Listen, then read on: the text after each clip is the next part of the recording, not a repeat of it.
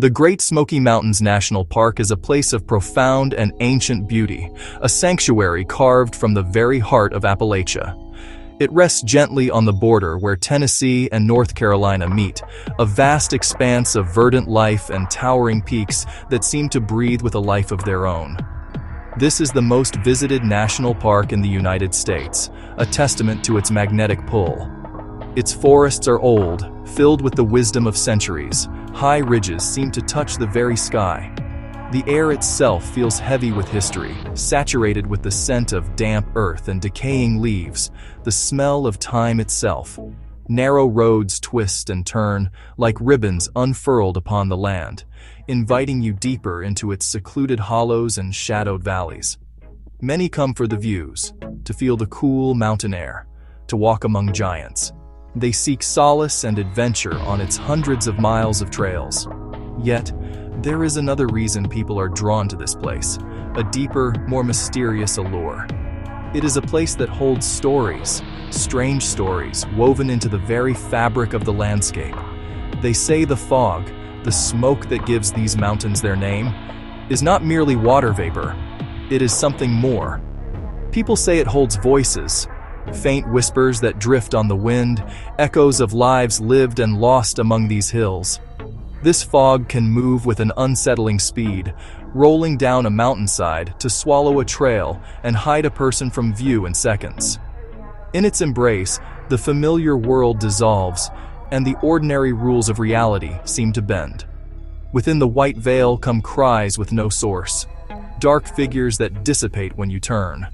That unsettling feeling of being watched by unseen eyes. These are not isolated incidents, but threads of a larger, more chilling tapestry of local legend and unexplained phenomena. We will explore 5 distinct moments, 5 places where the veil between worlds is said to be at its thinnest. Our journey into the spectral heart of the Great Smoky Mountains begins in a quiet corner of the park, a place called Little Greenbrier. It's a landscape steeped in history, where the past isn't just remembered. For some, it's still very much alive. Here, nestled among the whispering trees, stands the Walker sisters' simple cabin. Built by their father, it was more than a home. It was the center of their universe, a testament to a life carved directly from the Appalachian wilderness. 7 sisters, resilient and fiercely self-sufficient, became local legends for their unwavering devotion to this land. They lived by the seasons, their hands shaping everything they needed from the earth around them, preserving a way of life that was already fading elsewhere. When the national park was created in the 1930s, the sisters famously refused to leave their ancestral home. A special agreement was reached, allowing them to live out their days here, becoming unofficial ambassadors of the park. Today, the house stands as a silent testament to their enduring spirits. But many visitors leave with stories suggesting that silence is often broken. As dusk settles over the cove, some report the phantom sounds of a spinning wheel, the gentle creak of a rocking chair, or even soft, disembodied laughter carried on the breeze. Others have sworn they can smell freshly baked bread, though the hearth has been cold for decades. One evening, a hiker spotted a woman in a simple, old-fashioned dress tending a small garden near the crumbling stone walls, her movements methodical and calm. Thinking she was a park interpreter, the hiker stepped closer to say hello. The woman walked behind a large oak and simply vanished. There was nowhere she could have gone. The last sister, Louisa, lived here until her passing in 1964. Together, they spun, wove, and farmed, living a traditional Appalachian life well into the 20th century. For many who visit, the past feels intensely present, as if the sisters' profound devotion to this place anchored a part of their spirits here forever. It's a powerful reminder that some bonds are too strong for even time to break. We now travel to Newfound Gap Road, a ribbon of engineering and vistas, but also unsettling tales. It twists over 30 miles, connecting Gatlinburg, Tennessee, to Cherokee, North Carolina. When the sun goes down and fog rolls in, the road changes. The most famous tale, the Phantom Hitchhiker, a young woman locals call Lydia. It twists over 30 miles, connecting Gatlinburg, Tennessee, to Cherokee, North Carolina. They offer a ride, She accepts, gives an address or landmark a few miles ahead. The journey continues in heavy silence. They arrive. The driver turns. But she is gone. No damp coat, no seat indentation.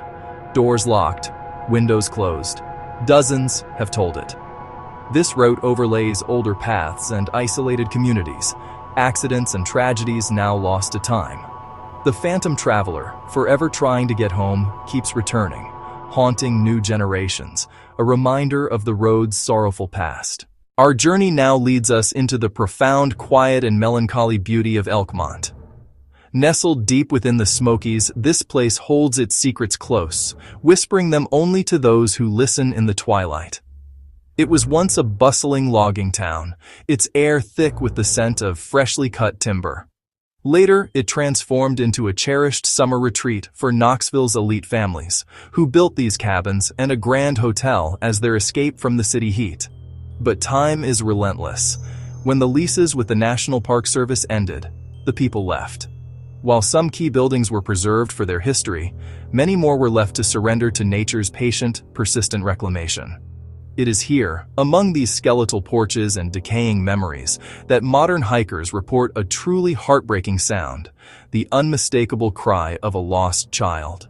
The sound drifts from the dark woods or seems to emanate from the vacant cabins themselves, sorrowful sobs that echo briefly before abruptly stopping.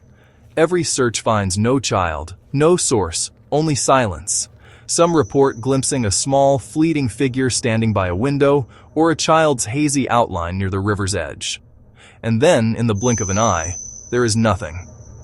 Inside the few accessible cabins, visitors have found pebbles or scraps of debris arranged in careful, deliberate patterns, like a simple game left unfinished, waiting for a player who will never return.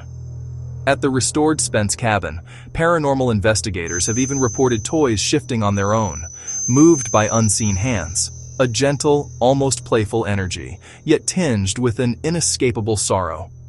Elkmont once rang with the joyful laughter of children.